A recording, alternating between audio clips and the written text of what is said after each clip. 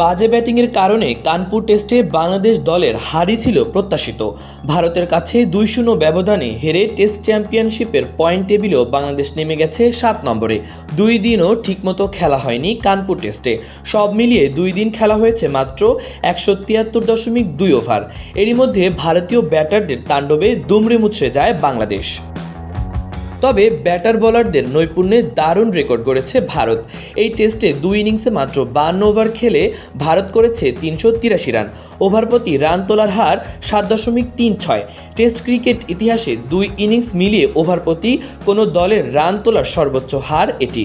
এর আগে 2005 সালে কেপটাউন জিম্বাবুয়ের বিপক্ষে ওভার প্রতি 6.80 হারে রান তুলেছিল দক্ষিণ আফ্রিকা। 2022 সালে রাওয়ালপিন্ডি টেস্টে পাকিস্তানের বিপক্ষে ইংল্যান্ড তুলেছিল 6.73 হারে। ভারত যেন ইংল্যান্ডের বাজবল দর্শনকেও হারিয়ে দিল। কানপুর টেস্টের প্রথম দিনে 35 ওভার খেলার পর 2 দিনের বেশি সময় বৃষ্টির কারণে মাঠে কোনো বল গড়াতে পারেনি।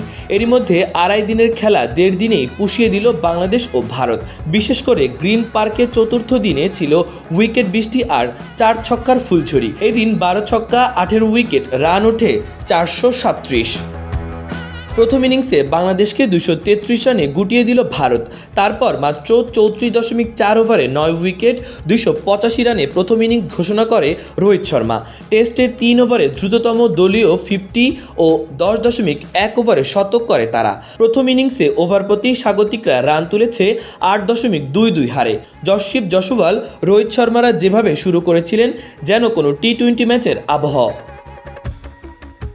বুমরা অশ্বিনদের অসাধারণ বোলিংয়ে 52 রানে পিছিয়ে থাকা বাংলাদেশ দ্বিতীয় ইনিংসে যেন হুড়মুড়িয়ে ভেঙে পড়ে। এতে ভারত লক্ষ্য পেল মাত্র 95 রানে। 2 সেশন হাতে পেয়ে জয়টা যেন মাত্র সময়ের অপেক্ষা ছিল স্বাগতিকদের জন্য। দ্বিতীয় ইনিংসও 50 করে তাদের জয়টা সহজ করল যশস্বী জয়সওয়াল। 17.2 ওভারে প্রয়োজনের চেয়ে আরও 3 রান বেশি তুলে ফেলে তারা।